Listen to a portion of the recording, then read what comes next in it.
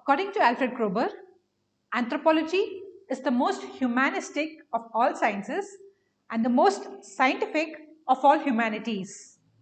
Hi, welcome to Sriram's IAS. I'm Kavita K and this is Tirumurugan sir. Myself and sir will be teaching anthropology optional for Sriram's IAS on Unacademy platform. The comprehensive batch for anthropology optional will begin on July 10th and the comprehensive batch for geography optional has already begun on June 16th. Further, the foundation course for general studies of civil services examination will begin on June 22nd. So, if you haven't enrolled, enroll now.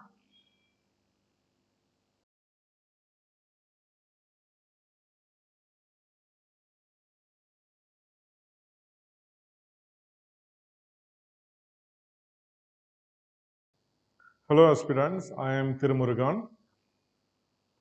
In this short lecture, let us discuss about few very important aspects of answer writing in anthropology.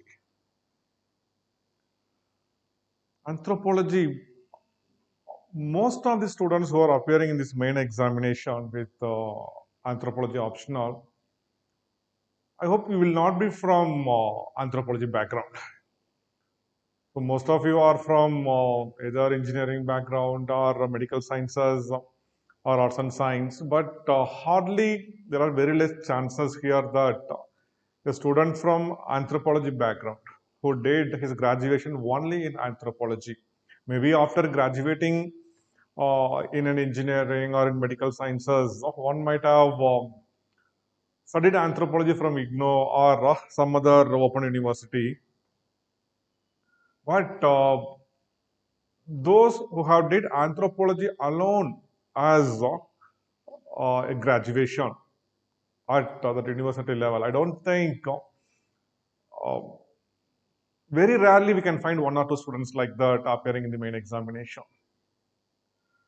So one very important thing which one need to keep in mind is so most of the students who are writing this examination, main examination with anthropology optional, as you are not from anthropology background, you need to understand what exactly an anthropologist expects in your answer sheet. So in this particular aspect, anthropology subject is slightly different from the other subjects, most of the other popular optionals, and you can say every single other optional subject.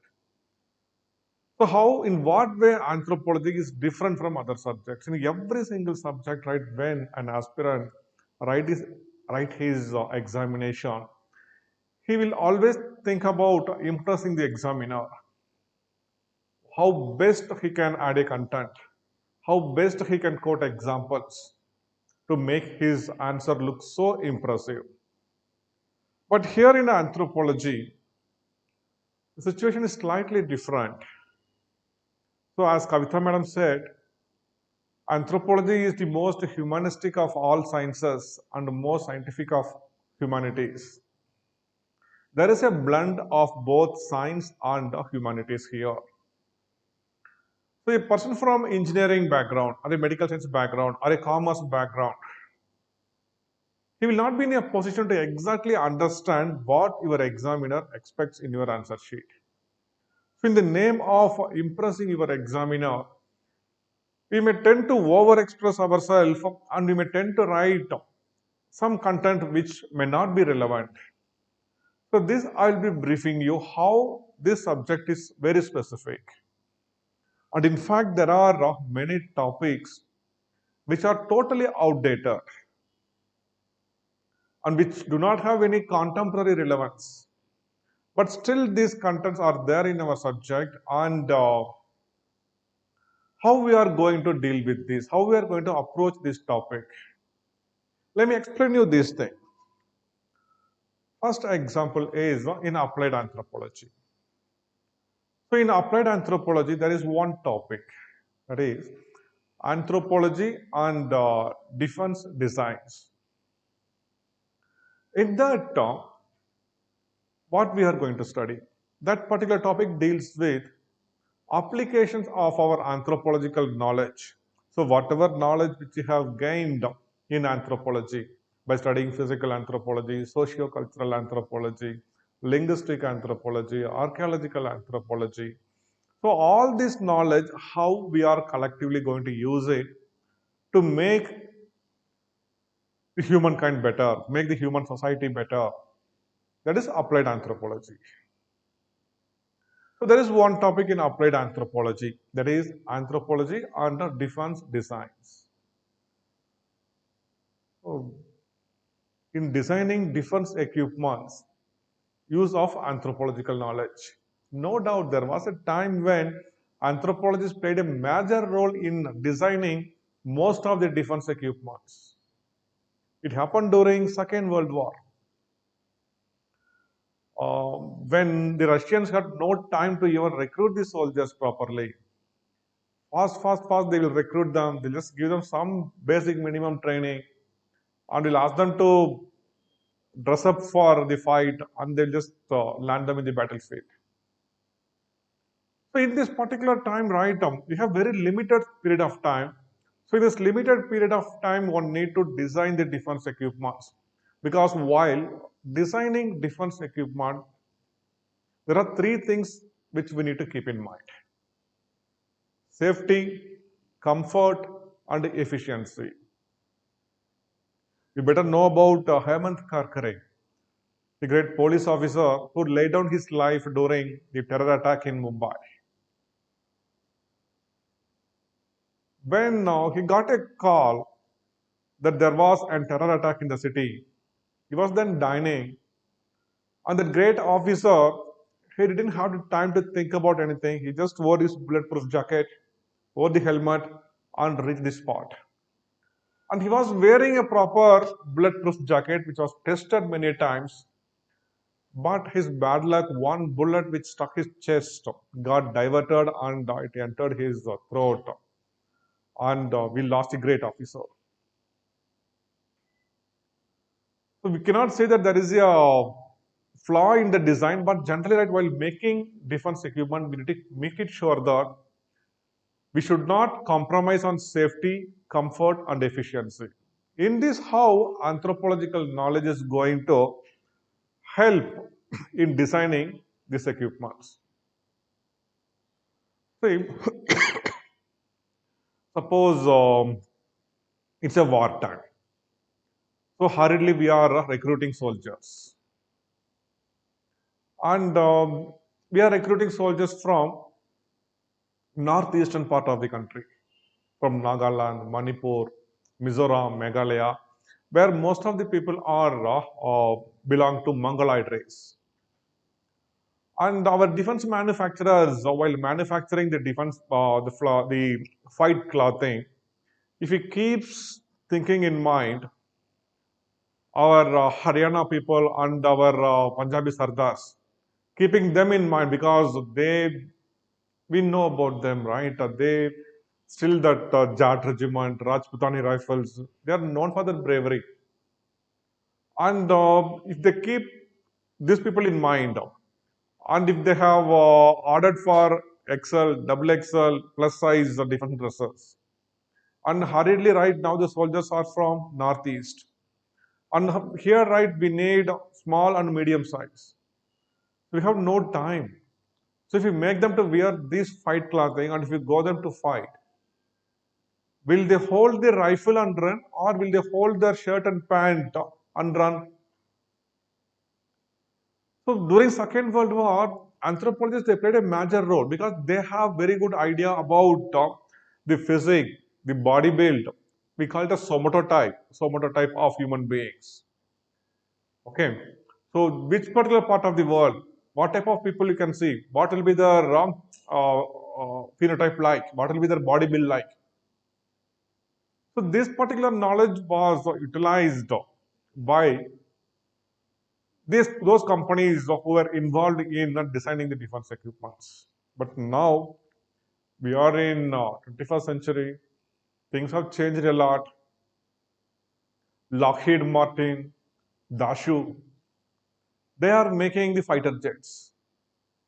And we do not know whether they will consult an anthropologist while designing the cockpit or the other equipments in the fighter jet. So now, do we really have any contemporary relevance for this particular topic? Do the defense manufacturers still look for an anthropologist or an anthropological opinion in designing the defense equipments? There's a very big question mark. But still it is there in our syllabus. So now what you are supposed to do? Here comes the confusion. So here, the very common reference book which is used in India is the book written by P. Nath, Physical Anthropology by P. Nath. And even in the book written by Shukla and Rastogi and the one written by B.M. Das. They all start from this particular, they just start like this. Anthropology and defense designs. And the first to come is, the first to be discussed here is gun turret, designing of a gun turret. See, a gun turret is a semicircular enclosure into which one gunner should fit himself in, and that will be there inside the flight so that he can hold the gun and he can look at the enemies and he can shoot. In most of the fighter jets during the Second World War had a gun turret, where apart from a pilot, there will be one more fighter, there will be one more gunman who will be sitting there inside the gun turret and he'll be looking at the enemies and he will fire. Suppose if Lockheed Martin, if they are designing one such fighter jet for India, and if they keep in mind the Northeast people, okay, that suppose if they are manufacturing it for Japan, let us say Lockheed Martin is manufacturing these fighter jets for Japanese Air Force, and suddenly due to some urgency they deliver it to India. We took the same flights. And suppose if our Sardars are going to be there inside the gun turret, that gun turret was originally designed keeping in mind somebody belonging to Mongoloid race. If a Sardar goes there inside, automatically he will stuck there. And I don't know whether he can further go to hold the gun or will he be in a position to come out of the gun turret. So during Second World War, there was a very big need for anthropological knowledge in designing these gun turrets. But now we don't have any fighter aircraft where we have gun turrets. In fact, all the control will be there with the pilot itself. And now we have two-seaters where one pilot can focus on flying the jet and other can look into the missiles attached, the guns attached. Now there is no need to have a gun turret. But still, everywhere it starts like this, designing a gun turret. Then designing the cockpit. So while designing a cockpit, we need to keep in mind, the designer should keep in mind that all the controls within the cockpit should be approachable. So if we keep in mind an American and if we design it, and if somebody from Japan, if he is going to use that, few controls may not be accessible to him, So while designing this, right, why we should not use average values, why we should go ahead with the percentile values. So all this, right, will be discussed here in most of the reference book. So now here you are not supposed to think about the contemporary relevance. Just read what is there in this reference book. Your anthropologist here expects the same thing. Though these are outdated, those hardly right now the defense manufacturers are expecting anthropological knowledge in designing the things. But still, as it is there in the syllabus, as it is there in the reference book, you are supposed to follow those things and write the same thing in your answer sheet. Here, right, you are not supposed to write these things do not have any contemporary relevance. So this is one important thing which we need to keep in mind. There are many such areas, say for example, in physical anthropology. While writing answers in physical anthropology, we need to keep in mind that even a layman will be in a position to understand your answers. Most of the time, students from biotechnology or medical science background, they tend to make the answers more complex in the name of giving a best answer to impress the examiner. Suppose if they ask you to write about genome or genetic imprints, genome imprinting, genetic imprints. So what is being expected here? Your anthropology will expect you to write what is genome imprinting. So genome imprinting means the same one particular genetic disease, say Huntington's chorea. If you inherit this particular gene from your mother's side, that gene will express in a different way.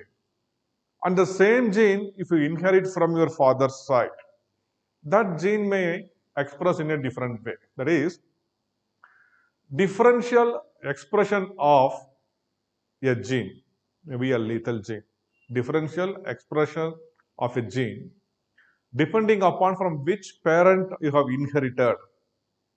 This is called as genetic imprinting. And there are number of technological, there are number of scientific things behind the genetic imprinting. In fact, this is a very recent innovation, and even most of our anthropologists right now, we don't know whether they are comfortable with this or not. There are number of scientific things associated with this genome imprinting. One such thing is DNA methylation. So suppose if there is a question about genetic imprints for 20 marks, so you are supposed to write here for around 200, 250 words. So what you are going to write here? First, what are genetic diseases? What is genome imprinting? So what is the differential expression? Some example, that is sufficient. And if you want to write about DNA methylation, in just one or two lines, you can mention that DNA methylation is one particular thing which plays a role in this genome imprinting. That is sufficient. But in the name of impressing the examiner, we just keep adding more content about DNA. So for one paragraph, for 100 words, if you write about DNA methylation here, then for your examiner, they will look at what is this? He is missing some unnecessary content and he is writing some unwanted things here. So it may be an extraordinary answer, but this is not expected by an anthropologist here. So keep in mind, your answer should be in layman's perspective. So that's where you can score very good marks.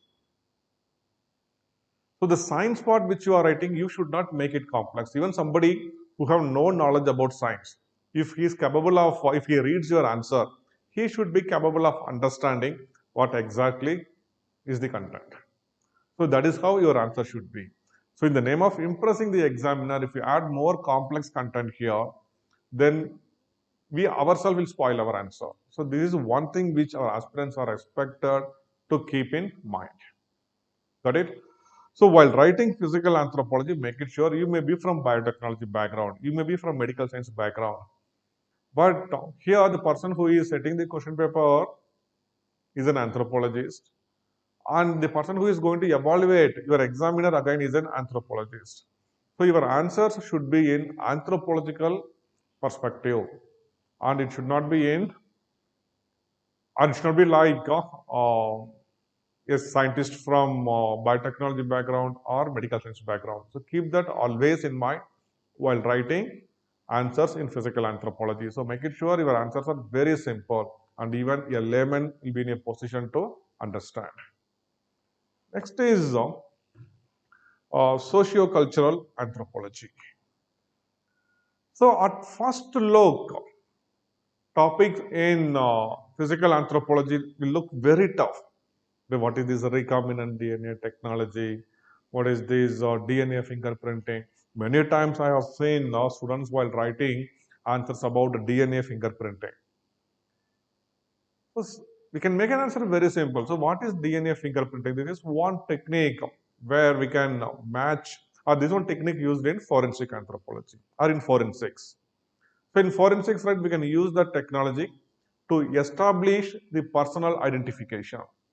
So how we are doing it? right? Isolating the DNA. Okay, then matching it. How we are doing it? How are the various sequence? What is VNTR? Simply we can write. Okay, so where we can find these DNA mini satellites. Okay, and what are all the stages here? And there are number of, just write these stages, that is sufficient.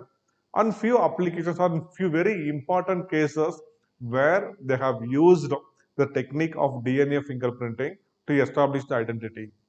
The most famous Indra Sahani Tandoor case in Delhi, where DNA fingerprinting was used to establish the identity.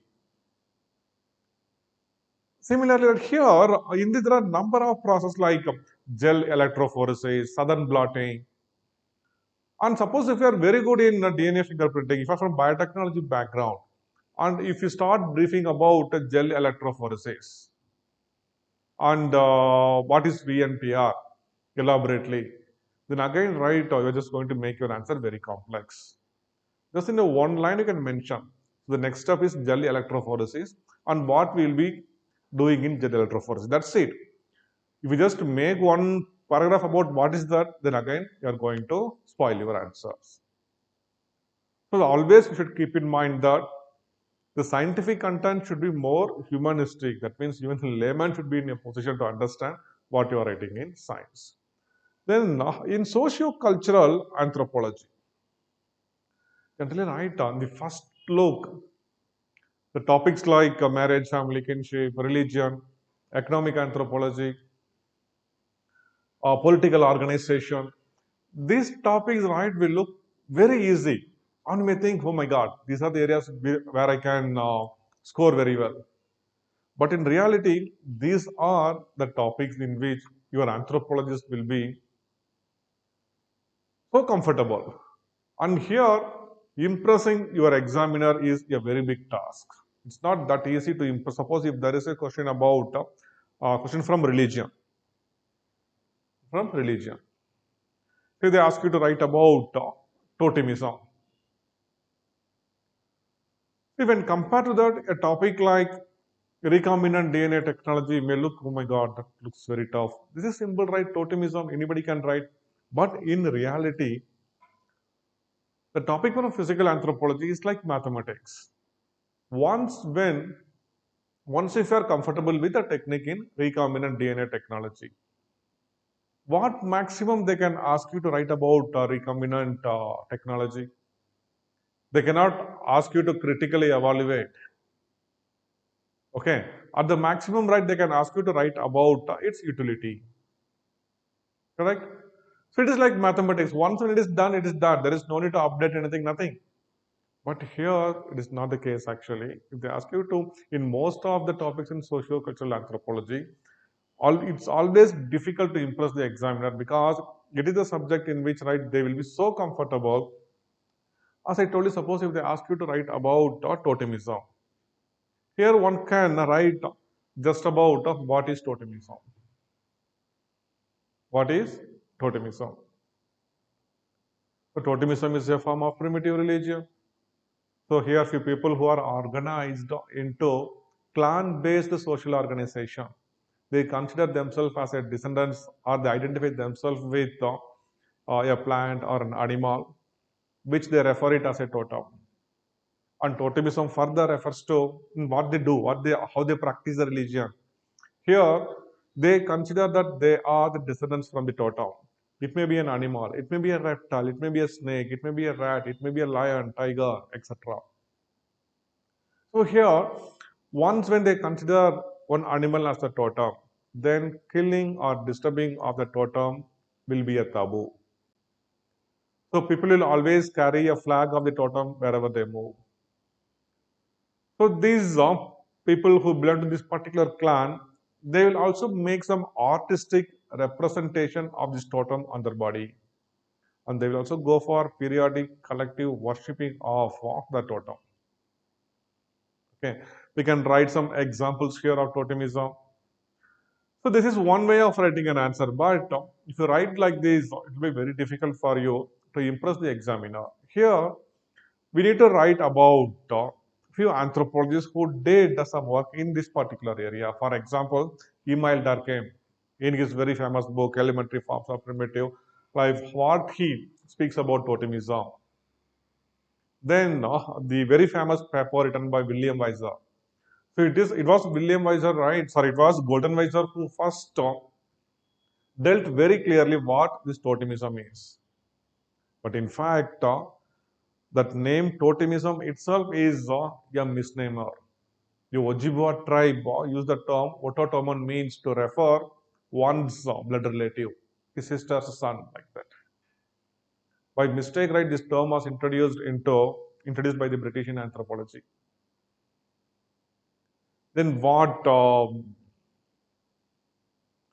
Malinowski speaks about that, what Franz Boas speaks about that. And always, right, it is essential that when you write about an anthropologist, a socio-cultural anthropologist, it is also, it will be nice if you mention in which particular book he mentions that. Malinowski in The Argonauts of Western Pacific. Sir James Fraser in his book Golden Bough. Okay. E.B. Taylor in the book Primitive Culture. So if you mention like this, right, your answer will be so impressive.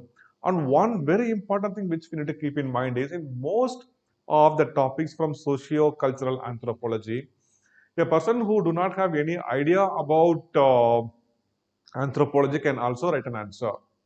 Even a common man can write an answer. A generalist can write an answer. Suppose if there is a question about functions of marriage or instability in family, anybody can write an essay about this thing. But how you are going to make your answer be different? That is by using a number of anthropological terms. So make it sure by using these terminologies, and it's by referring to the number of anthropologists, you can make your answers look so attractive. Look so attractive. And one more thing I need to brief about one particular burden which our students always carry in their mind while writing socio-cultural anthropology, that is the case studies. Case studies and giving an introduction and conclusion. So guys, keep one thing in mind. If the required content for an answer is there in your answer sheet, your examiner will give you mark. He will not check for where is the introduction, where is the conclusion. In most of the cases, right, there will be no need to give some conclusion at all. For example, if they ask you to write, if it is a one question like write a short note on DNA fingerprinting. Write a short note on DNA fingerprinting. Then you can give a small introduction. So what is DNA fingerprinting and what is its utility? Then you can write what are the techniques used here. And in the end, right, there is no need to give a conclusion whether this is a good technique or it's a bad technique. Got it? So there are few questions which may not need, or in some cases, right, they themselves will ask you, like for example, critically analyze or critically evaluate. If they ask you to critically evaluate, then you are supposed to give your opinion here. We need to say whether that particular theory holds good or not. Got it? But on the other hand, if it is a very plain question, like in most of the cases in physical anthropology, there will be very less opportunity for the examiner to ask questions like critically evaluate, critically analyze. But in socio-cultural anthropology, always there will be some opportunity for you to get this type of questions where you need to give your own opinion. But in physical anthropology, if they ask you to write about Australopithecus, there is no need to give your own opinion. Even if they ask you to write about the phylogenetic position of Australopithecus, so what is there in the phylogenetic position? If you write that, that is sufficient. So there is no need to give any extraordinary conclusion and all here. Got it? So keep that in mind. And then writing about the case studies. This is one thing which is very, very important. So what should be the proportion of the case study in your answer? And first thing is you need to keep in mind whether there is a requirement for you to include a case study in that answer or not. So all these things I'll be briefing you in the coming subsequent lectures. And it's not like in half an hour or 1 hour I can just brief you about answer writing in anthropology. So at least for some 3 to 4 hours in this course, I'll be briefing you again and again about answer writing in anthropology. And I'll be evaluating your papers and really giving my opinion. And the most importantly, how your answer should be in anthropological perspective. So all these things, right, we'll be doing it in this comprehensive course on anthropology. Okay. So about the case studies, utility of case studies in your answer. So about this, I'll make one separate lecture about this. So now let us wind up the session with this, and I'll continue to give you, I'll continue to brief you about how one should approach this subject and what should be the opt strategy, what should be the perfect strategy which is expected from you. So all these things I'll be briefing you in the coming lectures. Then thank you.